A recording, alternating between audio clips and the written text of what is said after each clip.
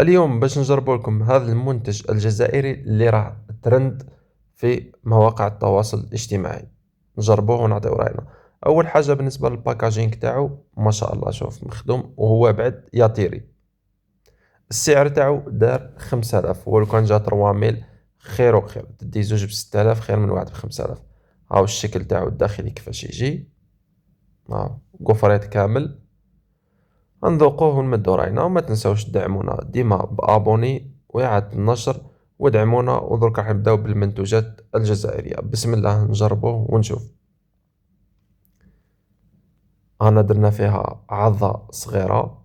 اول حاجة اللي ديما نركز عليها في المنتوجات الجزائرية ان نسبة السكر فيها طالعة. شيكولا كوفريت نسبة السكر فيها طالعة، ما فهمتش علاش. البنة تاعو هذا بنين، والداخل ما من الداخل محشي بالشوكولاتة، يعني فيه نسبة كبيرة تاع شوكولاتة. نعطيوه 8/10 ولا 7/10.